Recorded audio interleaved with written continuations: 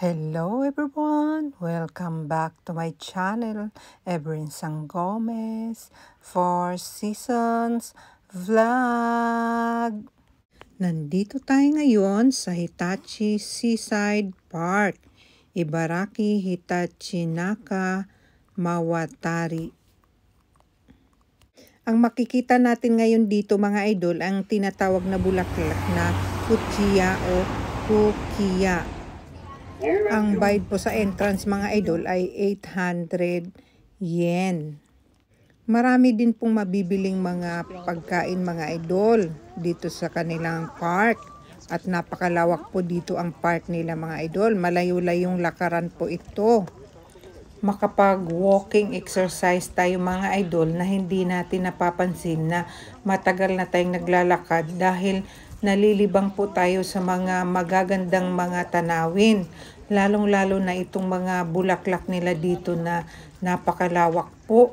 At saka ang ganda din po tignan. First time ko pong makalakad-lakad ng ganito pong klaseng mga pananim na bulaklak. At nakakatuwa naman pong maglakad-lakad po mga idol.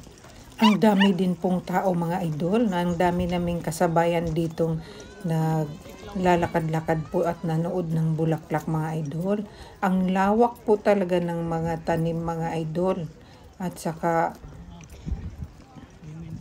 pwede din po pala magdala dito ng aso mga idol. Sayang hindi namin naisama si Tupi-chan.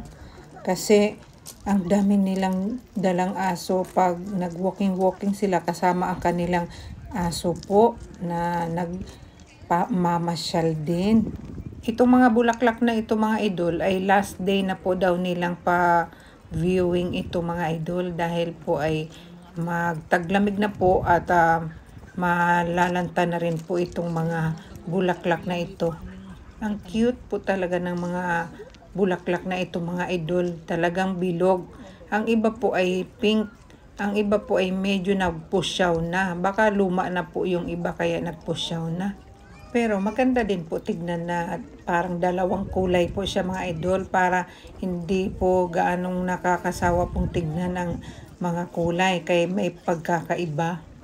Ang kalsada din po na madadaanan ay paliko-liko pa sigsag-sigsag din po tayo ditong nagwo-walking mga idol. Ayan po, di ba po, ang daming tao mula doon sa tuktok pababa. Talagang para tayong nagprosesyon sa dami-dami pong tao po mga idol. Talagang dinumog po ng tao. Maigi dito sa park nila mga idol at maraming pahingahan at ang dami din pong mga upuan, mga table. At saka sa mga pahingahan po mga idol ay meron pong nagtitindang pagkain. At marami din pong toilet mga idol kung kayo ay kailangan mag-toilet.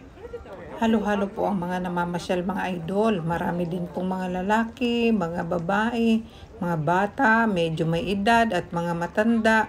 At saka talagang natutuwa silang namasyal. Kaya kanya-kanya na lang tayong pusing mga idol. Talagang picture po talaga. Ang layo po ito sa lugar namin mga idol. Ang papunta namin ay may 2 hours kami mahigit na papunta pa lang. Tapos pauwi mas matagal pagka pauwi po mga idol kasi marami na pong mga sasakyang magsisiuwian na at makakaranas ka po ng medyo traffic. Pauwi po ay mga 3 oras po siguro ang biyahe namin mga idol. Tapos mga idol, pagpasok pa lang namin sa may entrance, minatanaw ako nakaparehas ko ng kulay ng damit at pinagtatawanan ako ng asawa ko dahil may kaparehas daw akong damit. Medyo dumistansya po ako dun sa kakulay ko po ng damit. Tapos nadinig ko pa po ang kanilang usapan ay Pilipino din po pala sila. Wala na tayong magagawa dyan kung may kaparehas tayo ng damit dahil po yun po ang gusto niyang suotin at nagkataon yun din po ang gusto kong isuot na damit. Talagang nagkakatugma lang po. Pagsaba-saba din. Paska ni mong saba. Ay, saba, yung saba. Ay, saba.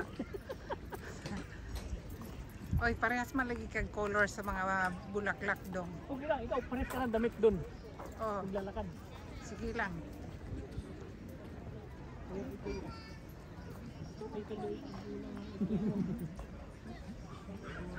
Sige na, lakad na.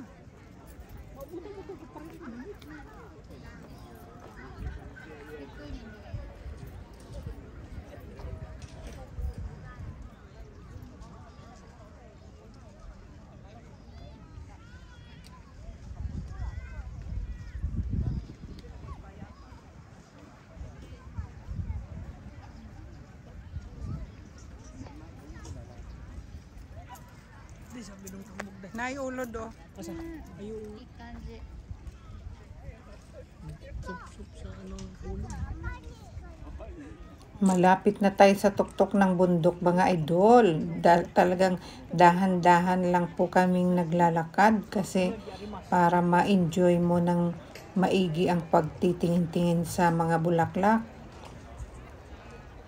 Ngayon po ay autumn season. Maganda po ang panahon ngayon mga idol dahil po ay hindi na po mainit. Para lang pong naka-aircon na po ang buong Japan mga idol. Yung hindi ka po kaagad-agad na mapapagod dahil po ay malamig po.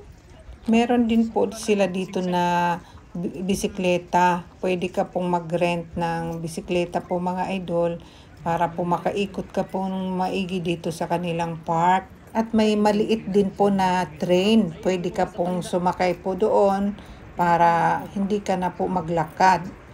Meron din po sila ditong Ferris wheel mga idol kung gusto nyo po ng mag-rides. May natanungan po kaming matanda na namasyal din po dito mga idol kung paano sa pag-winter na wala naman nabubuhay na mga tanim. Anong tatauhin din po ba itong kanilang park? Ang sabi nung isang matanda, meron naman ditong Ferris wheel kaya doon may namamasyal pa rin kahit na winter.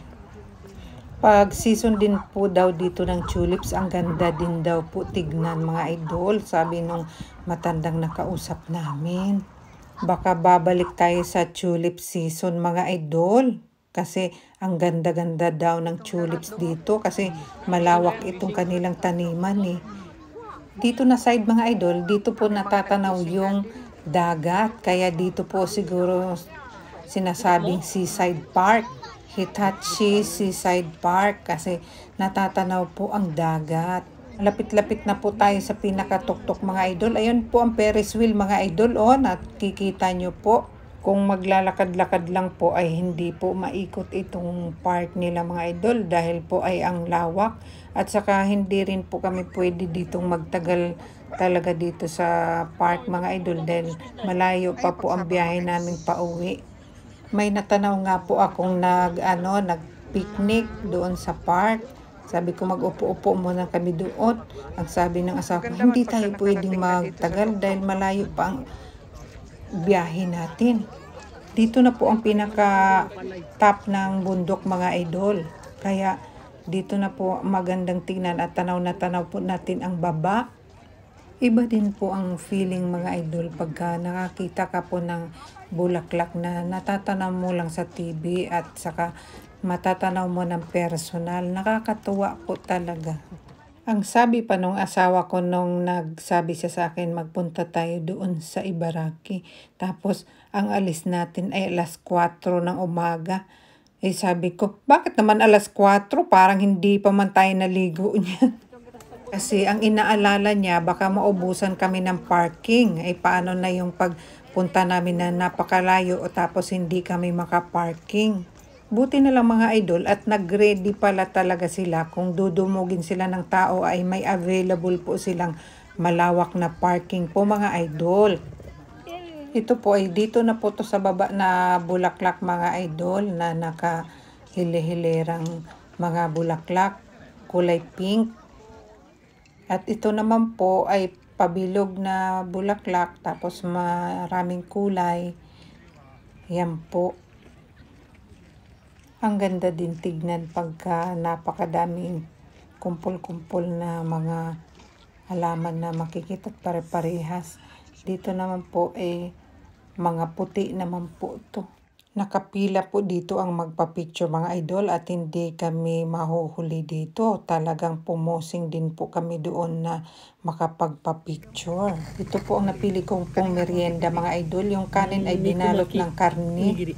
At ito po yung french fries na napakahaba. Yung ginawang harina na. Tapos nagkain din po kami ng Sano Ramen mga idol sa nadadaanan po pauwi. Shout out to Lalabs Runaway at sa Team Runaway. Thanks for watching. God bless.